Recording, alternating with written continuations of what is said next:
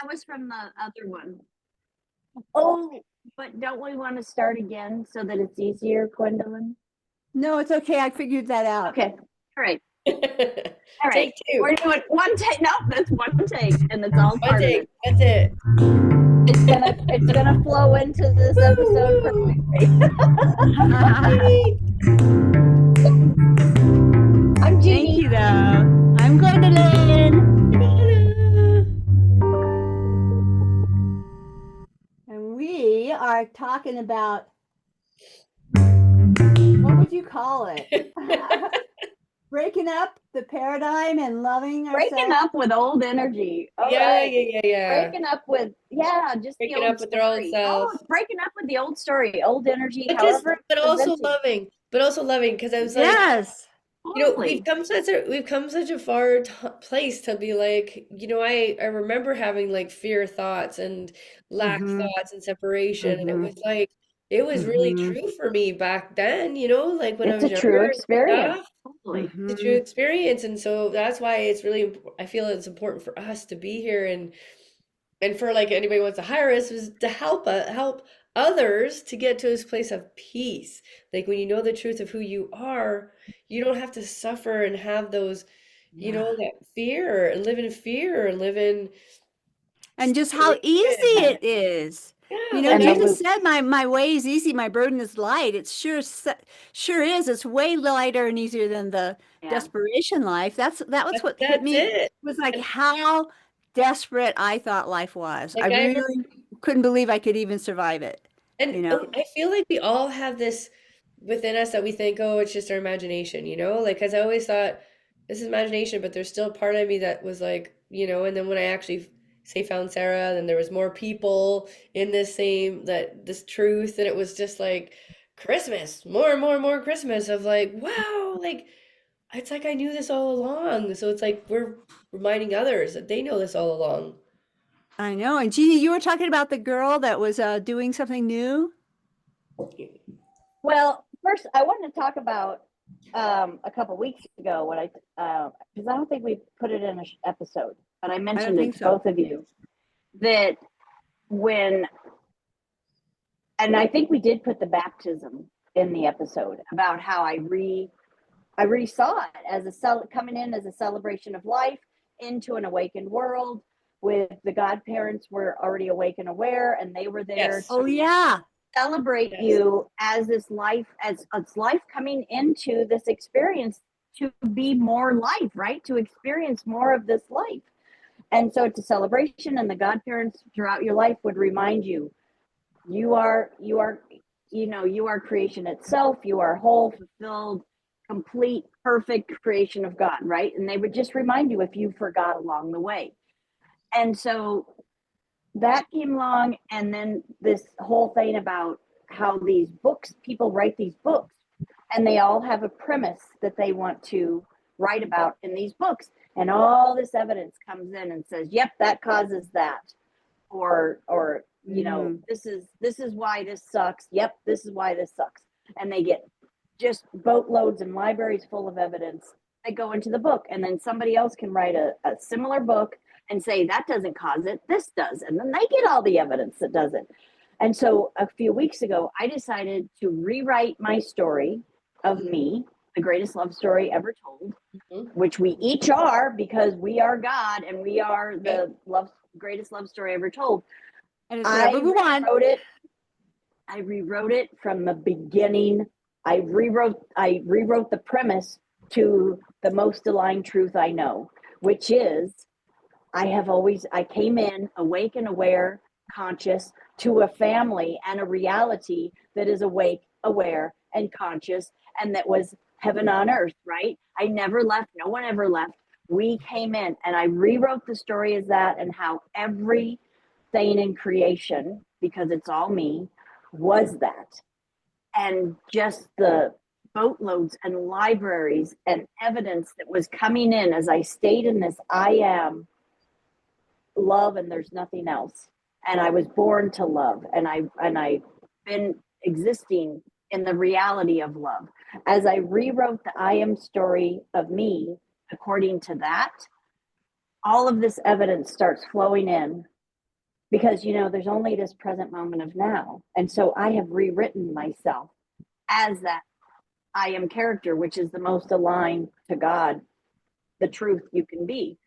And all the evidence just comes in to support you in that. And then it's made it over the last couple of weeks so much easier to see dissonance in the field, like these, and having compassion for these old stories that present themselves, and you're like, that couldn't be me, because I have rewritten my story from the beginning premise. I am. And so I see that is unlike love, and it cannot be.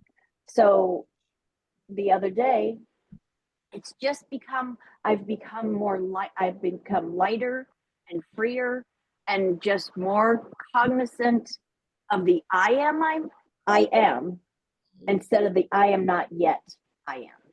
You know what I'm saying? Like I want to be this, but I'm not yet that. It's like, no, I've been the I am my whole life, because I rewrote my story right from the get-go. There was nothing to distort it. And so it's just become an easier, more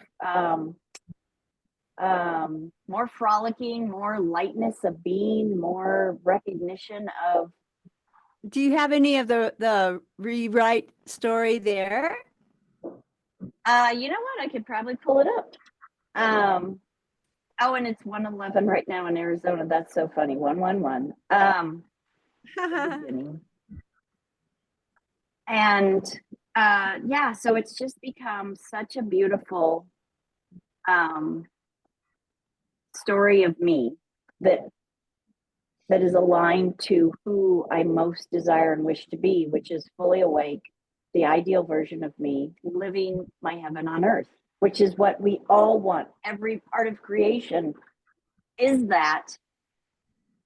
And I no longer want to hold any stories about any part of creation, which is all me.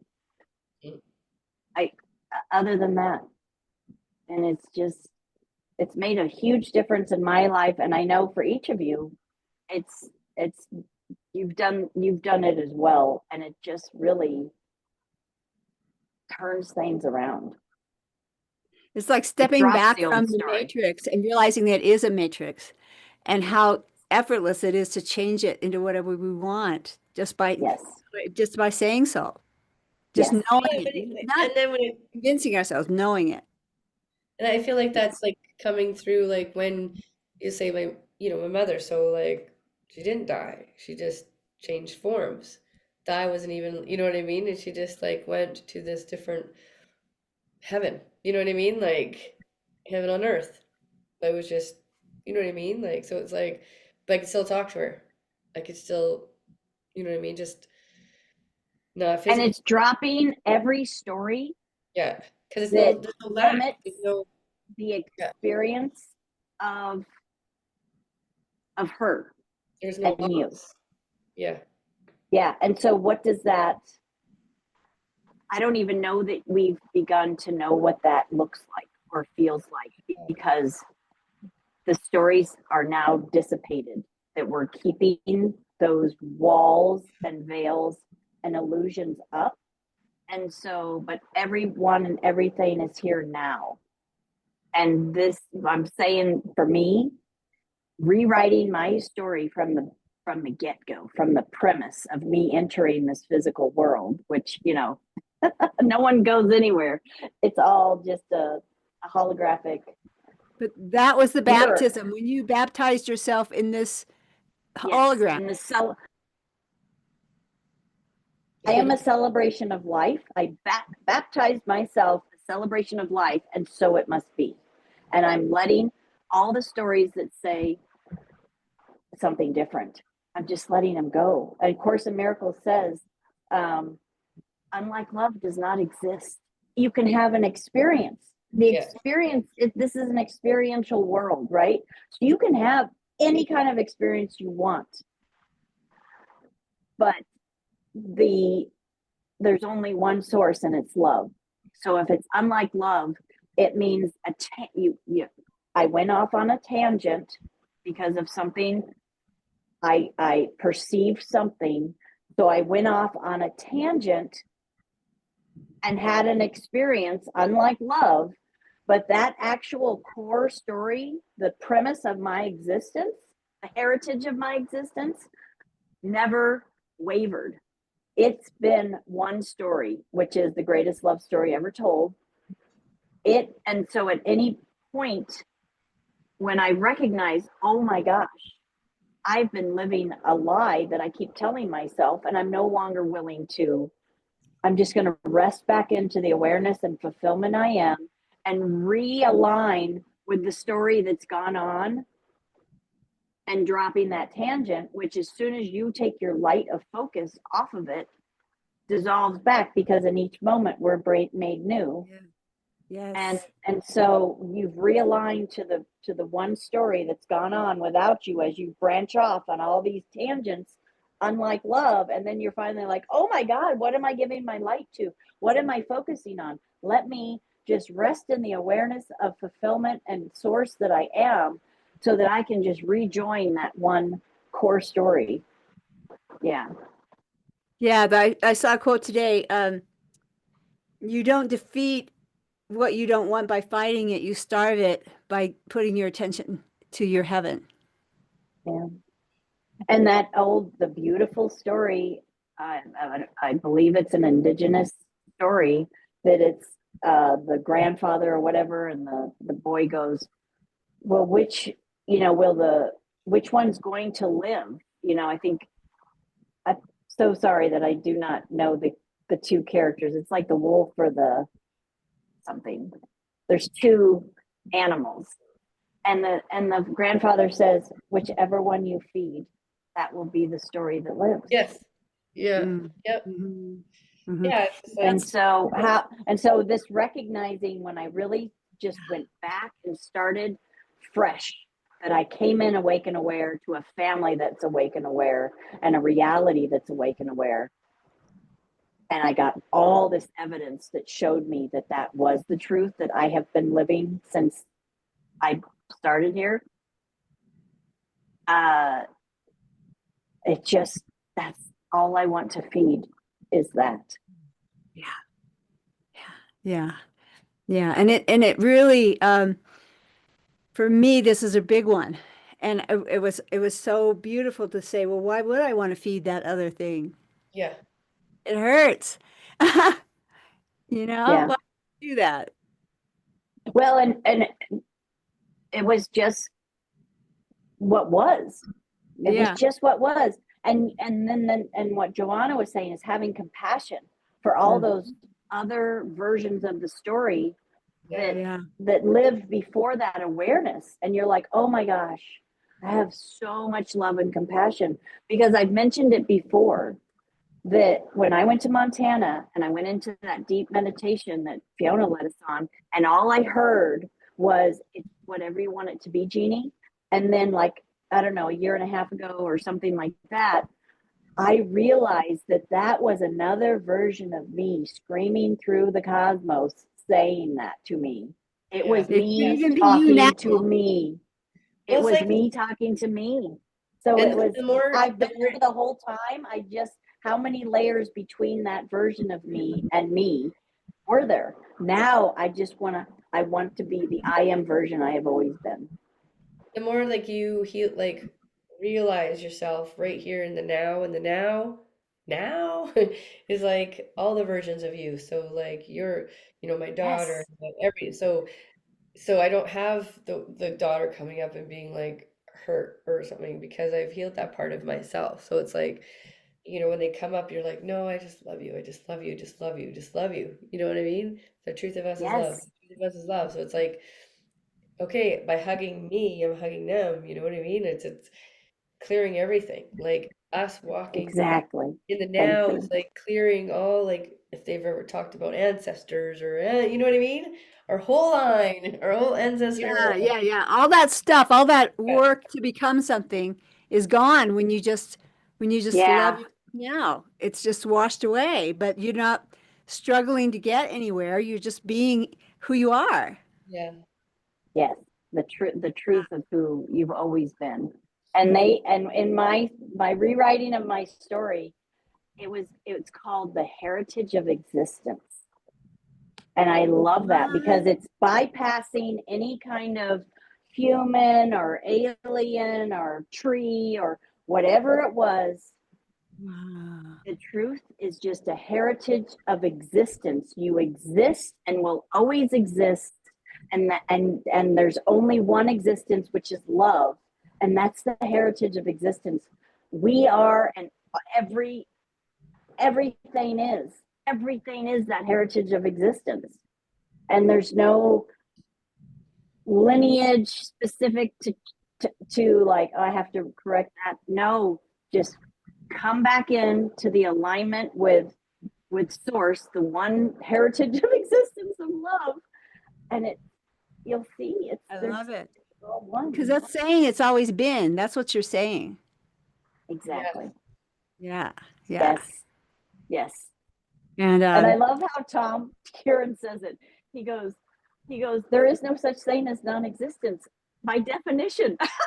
It doesn't exist by definition. Like, exactly. Like, so just align with the true source of existence, which is love. That's and so you're back beautiful. you're back into the truth of who you are. It's so good. Does that feel good? So good. Does that happy, guys? Yeah. Yeah. Okay. I apologize, Savannah. No, and I feel bad the last one. I think I was like, my ego was like,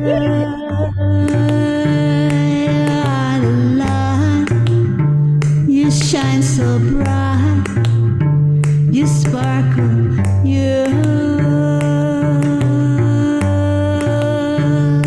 are the light, you shine so bright, you sparkle, sparkle, sparkle, sparkle, sparkle. Giovanna has all the toys, the hearts going on the screen and the little sparkler. Even the princess and towels. Even the princess towels, you guys.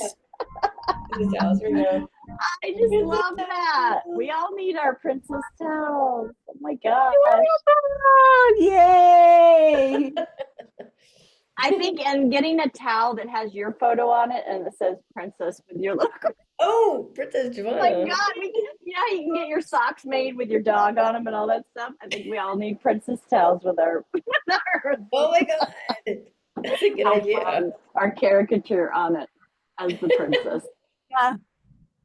Bye, princess. Bye. Love you.